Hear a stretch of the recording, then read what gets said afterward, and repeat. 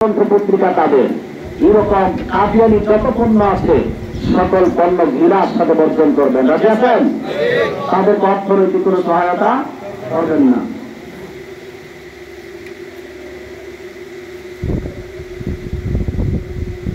এক ভাই এখানে জানতে চেয়েছেন আগামীকালকে ঢাকা ফিলিস্তিন সম্মেলন, ফিলিস্তিনের মুসলমানদের পক্ষে সম্মেলন, আব্বাস হুজুর কি যাচ্ছেন? বিস্তারিত না করলে তো আপনারা বুঝবেন না, 2 মিনিটে বলতেছি। মূলত ফিলিস্তিনের মুসলমানদের পক্ষে এই শিরোনামে ঢাকায় একটি মহাসমাবেশ আগামীকাল। এটির মূলত অধিনায়ক ছিল এতদিন যারা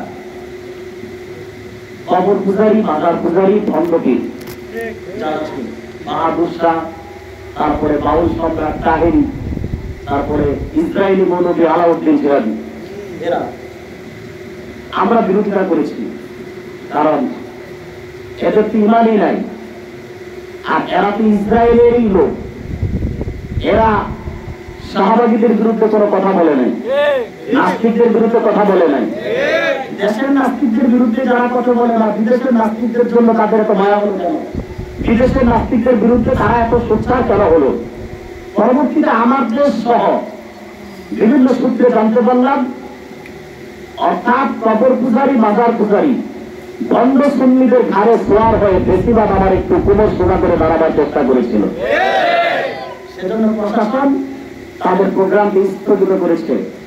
গতকাল রাতে প্রশাসন থেকে স্পষ্ট বলা হয়েছে, যারা বেশিরভাগের দোষর তাদের পক্ষে ভোট চেয়েছে, তাদের দালালি করেছে, ওই রকম তাহিরি, বাহাদুর শাহ, তারপরে আলাউদ্দিন জিহাদি, ওই সকল ফেস্টিভালের দোষরদেরকে কমিটি থেকে বাদ দিতে হবে এবং তারা মঞ্চে আসতে পারবে না। 26শে এপ্রিল তারা ঢাকায় ঢুকতে পারবে না, ঢুকলে গ্রেপ্তার। যদি তাদেরকে বাদ দিয়ে কোন হক্কানি সুন্নিরা প্রোগ্রাম করতে পারে তাহলে প্রশাসনের পক্ষ থেকে অনুমতি আছে।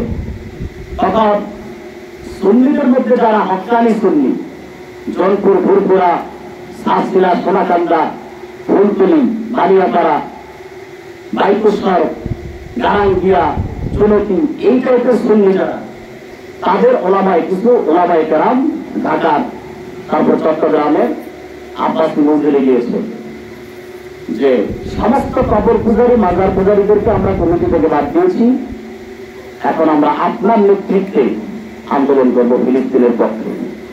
তখন আল্লামা আব্বাসী হুজুর সম্মতি দিয়েছে যে যেহেতু কবর পূজারী মুশরিকরা আসবে না, তাহলে মুসলমানের পক্ষে, তবে আল্লামা আব্বাসী হুজুর শর্ত দিয়েছে, যদি তোমরা কালেমার পতাকা সহ উপস্থিত হও তাহলে আমি উপস্থিত হব। আল্লামা আব্বাসী হুজুর আগামীকাল উপস্থিত হবেন, তবে তিনি শর্ত দিয়েছেন কালেমার পতাকা সহ সবাইকে উপস্থিত হতে হবে। আল্লাহ তাআলা মুসলিম ফিলিস্তিনি মুসলমানদের পক্ষে আমাদের এই আন্দোলন কবুল করুন।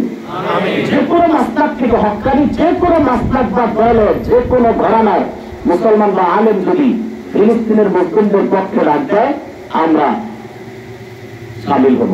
তাই বলেন ইনশাআল্লাহ। কারণ এটি সবার দায়িত্ব প্রতিবাদ করা ইহুদিদের বিরুদ্ধে, ঠিক না বলেন? আল্লাহ তাআলা কবুল করুন। তবে ভণ্ডদের ঘাড়ে সোয়ার হয়ে যেন বেশিরভাগ আবার দাঁড়াতে না পারে, সেই চক্রান্ত যেন না করতে পারে, আমাদেরকে সোচ্চার থাকতে হবে। আল্লাহ তাআলা আমাদেরকে কবুল করুন, দেশ ও জাতিকে বিদেশি সকল চক্রান্ত থেকে হেফাজত করুন।